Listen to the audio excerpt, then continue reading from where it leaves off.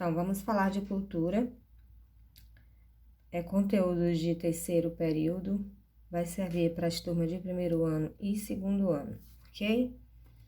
Tá, então cultura, ela tem diversos usos e origens, e ela é a base para as sociedades se construírem, tá?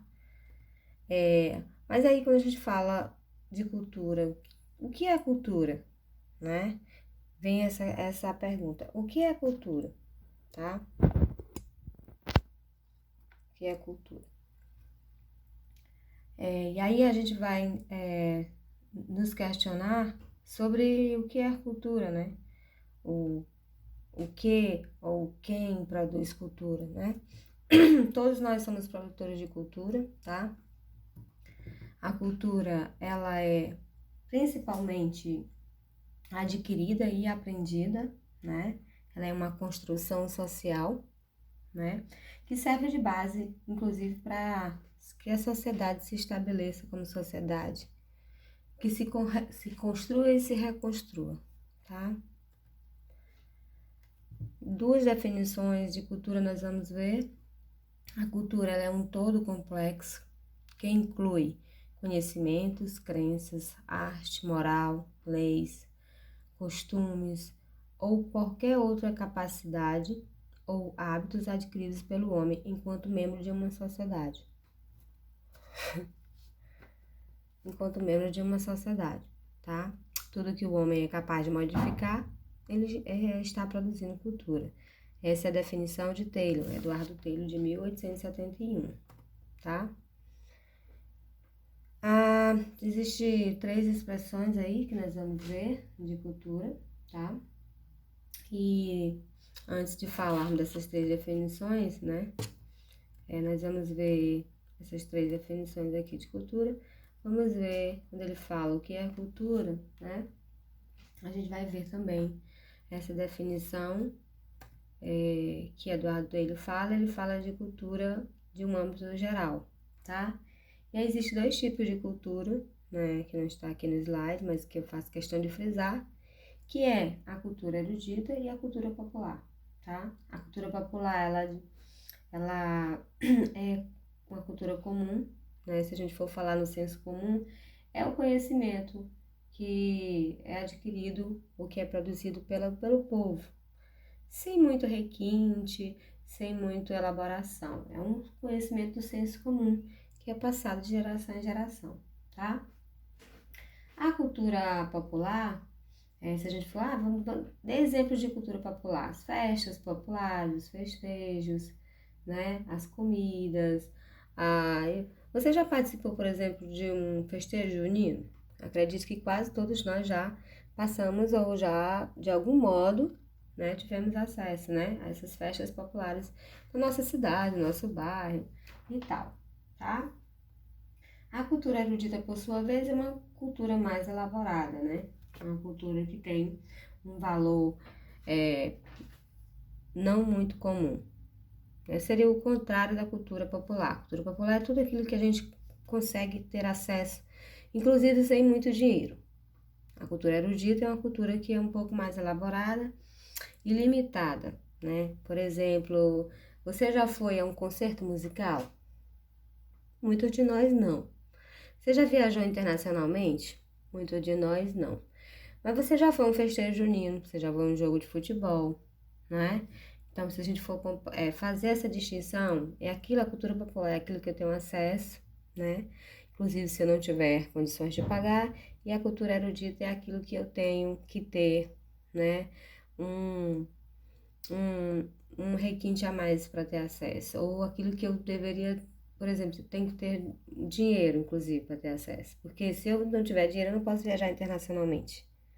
Mas eu posso ficar aí aqui, por exemplo, com menos dinheiro, eu posso ir aqui em Caxias, posso ir em São Luís, mas para os Estados Unidos, por exemplo, eu teria que ter um pouco mais de dinheiro. Então, assim, a cultura popular é aquilo que a gente tem mais acesso, e a cultura erudita é aquilo que nós temos menos acesso, tá? Vocês podem pesquisar, inclusive, o que é cultura erudita e o que é cultura popular, tá certo? Três expressões da cultura: cultura valor, cultura alma coletiva e cultura mercadoria. Aí tem um slide de cultura valor, né? Essa cultura que a gente coloca aqui como cultura valor é uma cultura que estabelece um julgamento de valor sobre os indivíduos, se eles pertencem a um grupo culto ou inculto. Você já viu aquela expressão? Ah, você tem cultura? Ou você não tem cultura?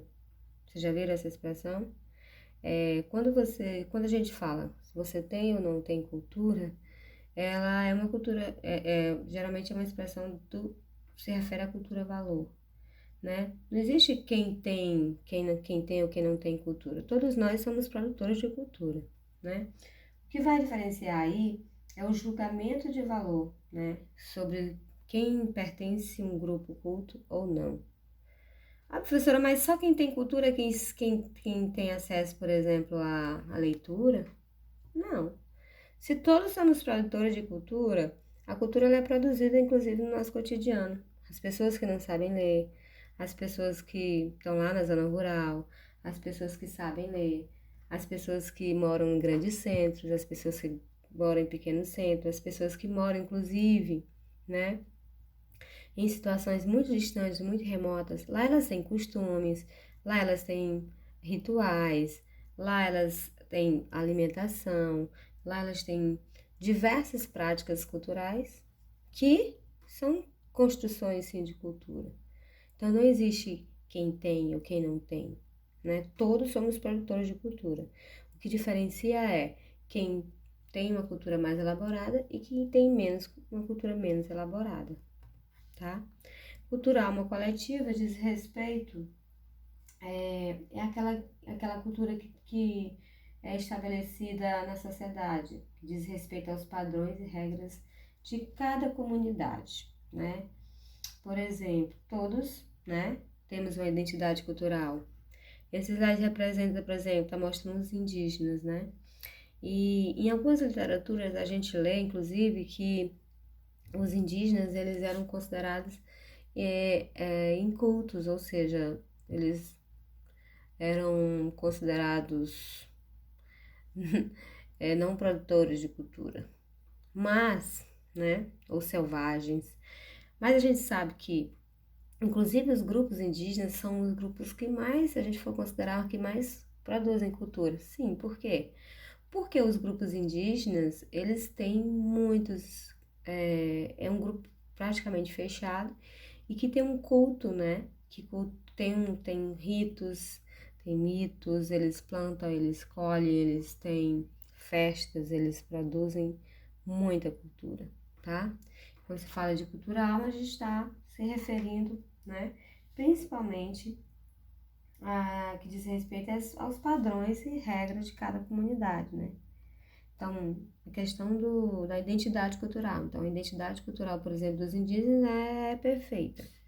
Todos, né, constroem juntos, todos, né, cultuam juntos, os rituais são comuns. Então, diríamos que os indígenas, eles produzem e muito cultura, apesar de algumas literaturas considerarem eles não produtores de cultura, né? E é isso que pensamos e que devemos mudar, tá? Tem aí a cultura mercadoria, né?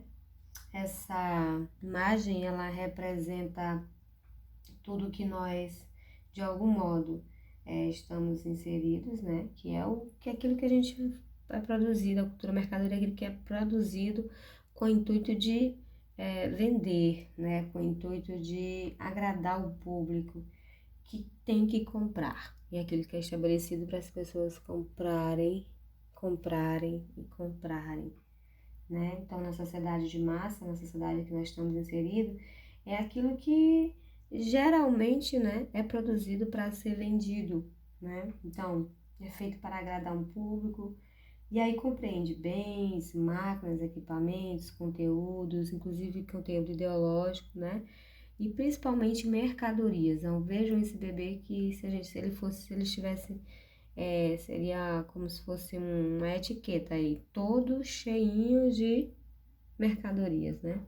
Da testa aos pés. Mas aí a gente pode fazer outra analogia que é tudo que a gente veste tem marca, tudo que a gente veste tem uma etiqueta, tudo que a gente usa, né? Se você for no supermercado, tudo que você vai comprar, você vai precisar comprar um produto que tá lá etiquetado, né?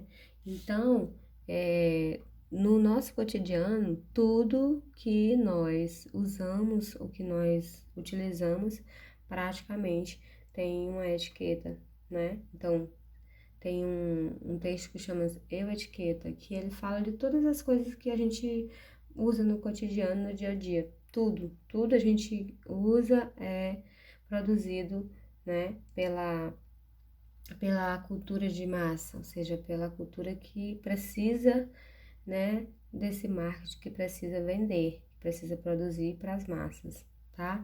Então, a cultura da mercadoria é aquela cultura que todos nós, de algum modo, participamos, porque nós consumimos tudo que nós utilizamos no nosso dia a dia, tá bom? E aí falamos de identidade cultural. O que é identidade cultural, né? A identidade cultural é o sentimento de pertencer a um grupo, a uma cultura, né? Um indivíduo, né? Que o indivíduo está inserido na medida que é influenciado, né? Pelo meio, seja a identidade cultural é o que nós nos representa. Você tem uma identidade cultural.